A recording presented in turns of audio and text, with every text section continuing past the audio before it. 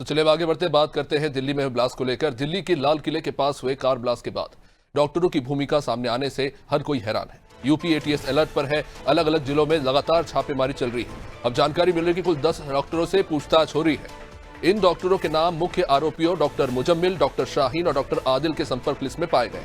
पूछताछ बहराइच, अलीगढ़, नोएडा, सहारनपुर, अमरोहा, मुरादाबाद, संभल और मुजफ्फरनगर में चल रही है। कई जगहों पर एटीएस की टीमें अचानक पहुंची भी डॉक्टरों से कथित संपर्कों के बारे में जानकारी भी। एटीएस पिछले दिनों से लगातार स्थानीय नेटवर्क की जांच कर रहा है। पुराने मामलों से जुड़े इनपुट भी खंगाले जा रहे हैं ताकि ये पता लगाया जा सके कि दिल्ली की घटना से पहले या बाद में किसी तरह की कोई संदिग्ध गतिविधि तो नहीं हुई।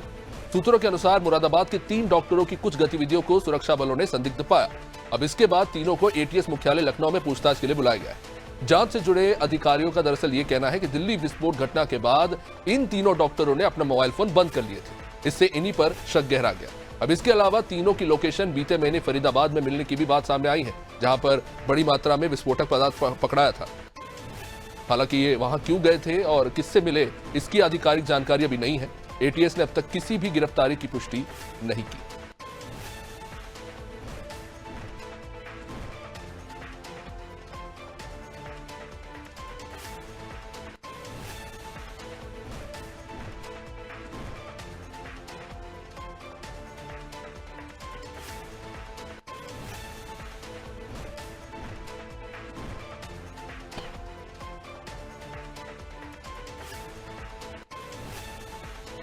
तो आपको बता दें, फरीदाबाद ही वो स्थान है जहां पे अमोनियम नाइट्रेट बड़ी मात्रा में पकड़ाया था, विस्फोटक पदार्थ जिसका इस्तेमाल किया गया था दिल्ली ब्लास्ट में।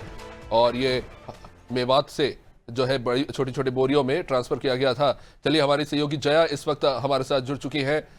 जया, जो 4 प्रमुख आरोपी हैं उनमें से जो 3 जो इस वक्त जिनसे पूछताछ जारी है, इनसे काफी सारे लिंक जो है निकलकर सामने आ रहे हैं डॉक्टर्स के। हालांकि ये वाकई में हैरानी की बात थी कि पढ़े लिखे डॉक्टर्स इस तरह की वारदातों को अंजाम दे रहे हैं, तो कहीं ना कहीं एक बड़ी चुनौती एटीएस के लिए भी है। इसलिए जाहिर तौर पर जो संदिग्ध पाए जा रहे हैं उनको बुलाकर उनसे पूछताछ की जा रही है, खासतौर से ब्लास्ट के आसपास के दिनों में जो गतिविधियां हुई हैं उसको लेकर। देखिए, विषय सबसे बड़ी बात है कि दिल्ली ब्लास्ट के बाद ही उत्तर प्रदेश की पूरी जो पुलिस व्यवस्था है पूरी सक्रियता दिखा रही है, सतर्कता पूरी तौर पे देखा जा रहा है। हालांकि एटीएस जो है वो पूरे सतर्क तौर पे है। खासतौर पे देखा जा रहा है, मुजम्मिल हो, आदिल हो या शाहीन हो, ये तीनों के तीनों डॉक्टर हैं जो ब्लास्ट किया था उसके संपर्क में थे।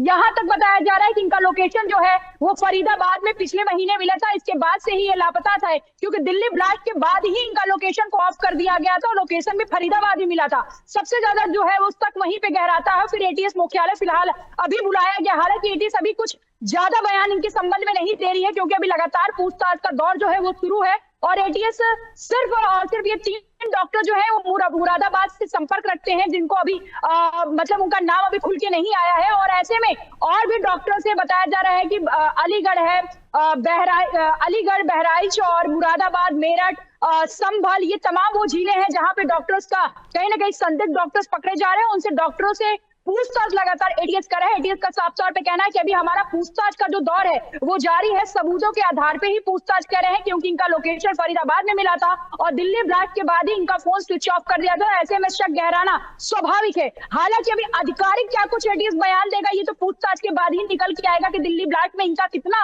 उसमें हाथ था और इनका कितना उसमें रोल था, इनका कहां तक सहयोग था। हालांकि अभी जो पूछताछ है वो लगातार जारी है। और खासतौर पे शाहीन हो, डॉक्टर शाहीन हो, डॉक्टर परवेज हो, आदिल हो या फिर मुजम्मिल हो, ये तमाम वो संदिग्ध लोग हैं जिसके संपर्क में तमाम लोग थे। इनकी हालांकि गिरफ्तारी हो गई है, लेकिन जिन संदिग्ध डॉक्टरों की बात की जा रही है, जो अलीगढ़, बहराइच और संभल और मुजफ्फरनगर के जो डॉक्टर से पूछताछ हो रही है, खासतौर पर मुरादाबाद के से संपर्क रखते जो 3 डॉक्टरों को संदिग्ध बताया गया, हालांकि उनका कोई अभी आधिकारिक बयान, उनके नाम को लेकर एटीएस किसी तरह का आधिकारिक बयान नहीं दे रहे। तो ऐसे में सबसे बड़ी बात यही है कि आने वाला जो समय है उत्तर प्रदेश की जो एटीएस है, क्योंकि डॉक्टर शाहीन जो है वो उत्तर प्रदेश से ही संपर्क रखती है, उनका कहां तक लिंक है, क्योंकि यहाँ तक बताया जा रहा है कि पाकिस्तान से भी मिली थी, सऊदी अरब से भी मिली थी, तमाम आतंकी टेरर फंडिंग जो है उनके खाते में आया है। अभी तक जो सूत्र है वो यही बता रहे हैं कि महिला तो थी डॉक्टर शाहीन, लेकिन दिल्ली ब्लास्ट में बड़ी विलन के तौर पे देखा जा रहा। और ऐसे ही अभिषेक उत्तर प्रदेश हो या दिल्ली हो, तमाम जो हमारे हेड ऑफिस है, एटीएस हो, एनआई तो हालांकि केस ही ले चुकी है, तुरंत बाद ही एनआई को पूरा केस ट्रांसफर कर दिया गया। लेकिन उत्तर प्रदेश जिस तरीके से एटीएस तमाम निश्चित रूप से जया, ये बेहद गंभीर मसला है और उम्मीद करते हैं कि छानबीन में और भी चीजें जो है स्पष्ट हो। बहुत बहुत शुक्रिया जया विस्तृत जानकारी के लिए। तो देखिए, एटीएस की जांच अभी चल रही है और ये जांच आगे कहां तक पहुंचती है ये देखना बेहद महत्वपूर्ण होगा।